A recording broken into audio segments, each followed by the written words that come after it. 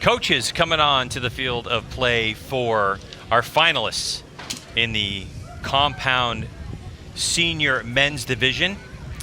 And each one of the archers that are coming up, these are their wives. So their wives in the coaching box, Rio. Yeah, what kind of advice the wives are going to be yelling at the husbands in this one? Yeah, maybe they don't have to tell them to clean the house. Who knows?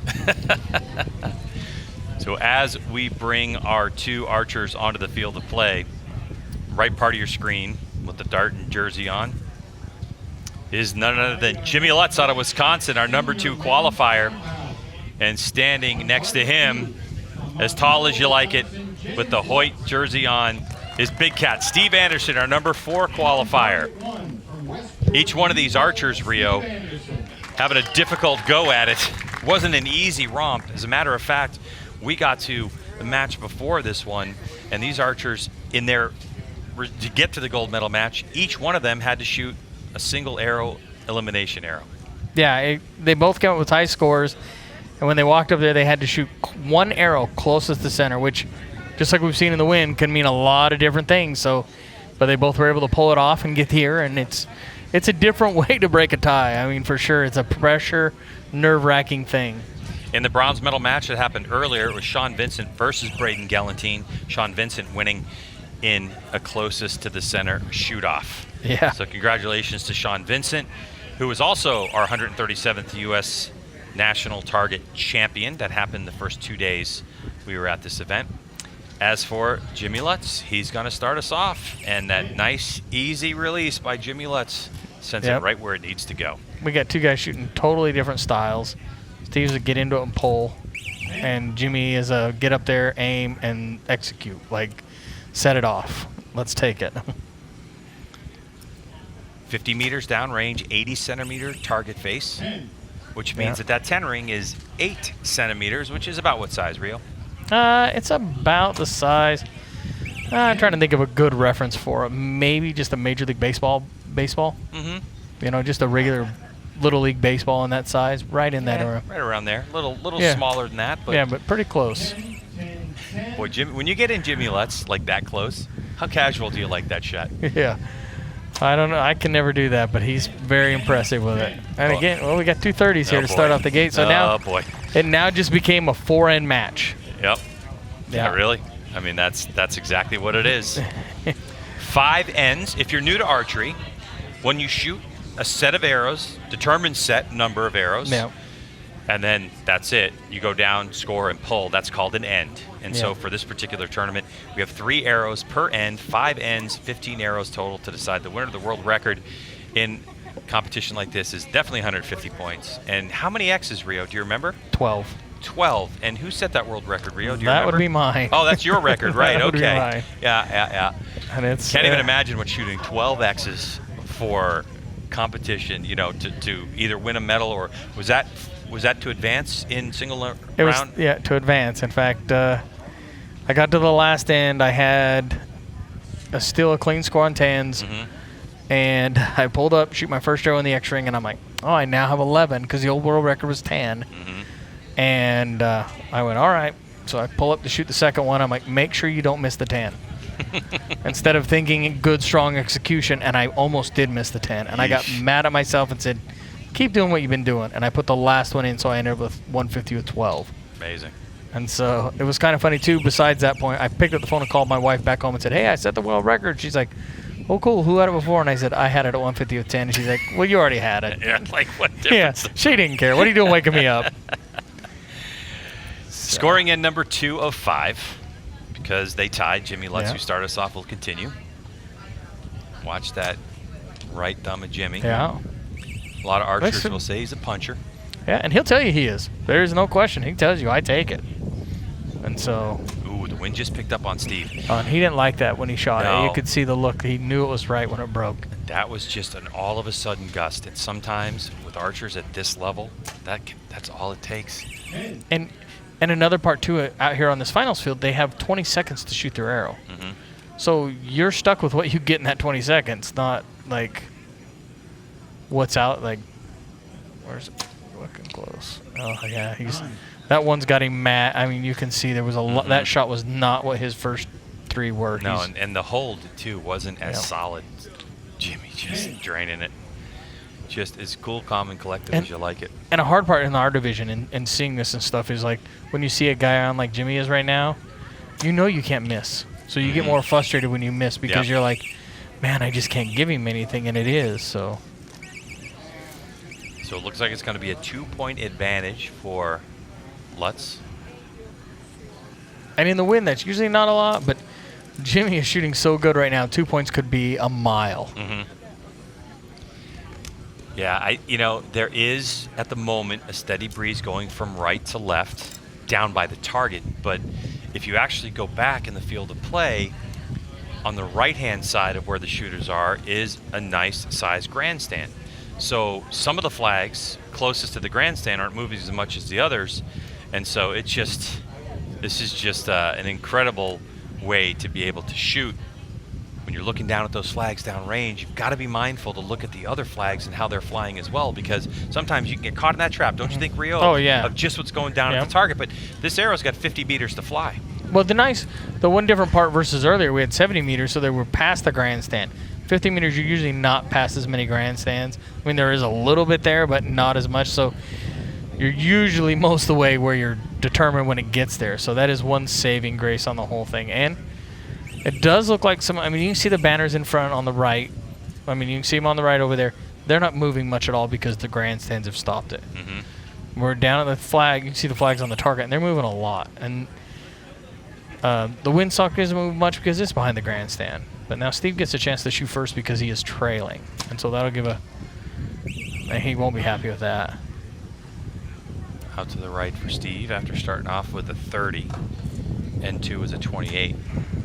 Lutz on a clean run right now. He's getting after trying to get after Rio's world record. And the wind again picks up for Steve out of the clear blue sky. Look at it, moving him around. Man, he is just having that kind of luck. And you can see him shake his head. He knows it. He knows. Jimmy had a little bit there with putting the arrow on his wrist, but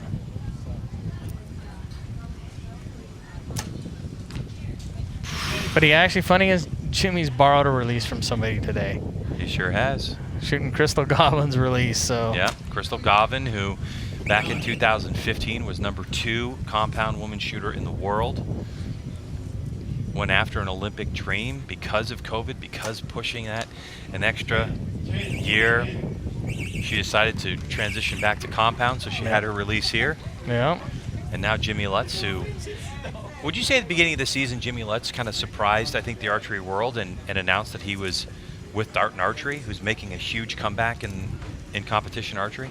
Yeah, it was a big surprise because Darton had never really supported an archer or anything in that manner. And so to see that, I mean, there was kind of certain people had whims that it was going on and knew, but yeah, it was a big thing. And he's done really well with that bow this year. He has shot really well with it. And so it's a good deal for them. Good deal for him, and it gives their brand a little validity to it. You know what I mean? 100%. Love the riser he has, too. Yeah, they did that up special for him for the World Championships. And Jimmy will be the defending world champion. He certainly will. And Lutz came on the scene screaming virtually out of nowhere and became world champion. And people were scrambling to find out who's Jimmy Lutz. Yeah. Now a household name. Yeah, he went to his first World Cup and won it, and then went to the World Champs and won it. And since then's been married now to his wife Danelle, who's in the coach's box. They're getting along 2 months, so newlywed Jimmy Lutz. As Danelle said, we're piling the months together. Yeah. I'm like, you sure are. Yep, for sure. With a lot of future ahead of you. Jimmy Lutz at the ripe old age of 23 out of Montello, Wisconsin. Steve Anderson, originally from West Jordan, Utah, now in the Salt Lake City area. Yeah, you can just kind of see at this point the frustration in Steve's face. He's just sending him downrange. Not conceding yet, but it's at that point. He had a couple really bad. Think about it. I mean, he's down 6 points. That's a mile in our division. 100%. Mile. Yeah. And especially with Jimmy shooting the way he's shooting, it's a hard thing to pick up because you know where you're heading. Oh, Ooh, all right. So the U-birds come out. Yeah. Not that that's bad, but he was shooting so good. Everybody wants to see the 150. yeah, and you can hear the crowd. And he's Or you- even giggling. Yeah, Jimmy knew as soon as the crowd said it. So Rio's world record remains safe for the time being, and Steve Anderson answers with the 10. Yeah, and Linda's back there giggling. She knows. She knows. Linda's been through And it all Jimmy as throws well. it back in there. Yep. Yeah, and only has 4 arrows outside the X-ring. One of them's a 9. Yeah.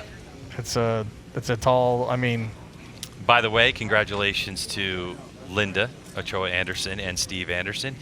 Here in USA Archery for this particular event, they had mixed team rounds that happened Thursday evening, and it was the first time that Linda and Steve ever shot together, and they were able to capture the gold medal.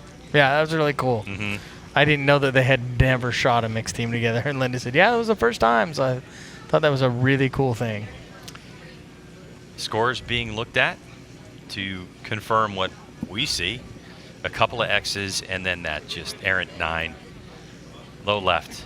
Now, Rio, looking at that target right there, are there times as an archer when you miss that 10 ring? And we're talking specifically about how competitive and how incredibly focused and, compound Senior Men is.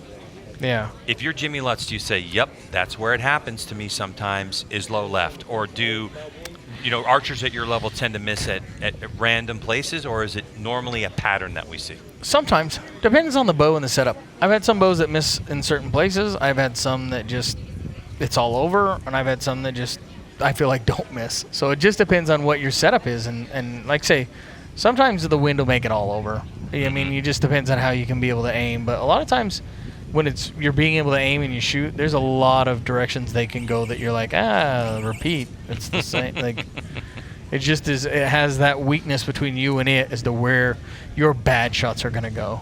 Here we are, final into competition for the Compound Senior Men at the 2021 U.S. Open. Jimmy Lutz leads Steve Anderson 119 to 113, so sitting on 6 points. Anderson's going to need 3 in the middle like that, and Lutz is going to have to start ripping them around the target. Like we talked about Alexis earlier, had to hold gold. Jimmy just got to hold the A-ring. Mm-hmm. And so that makes it kind of one of them things. It's like, man, I can relax and just put him in the middle.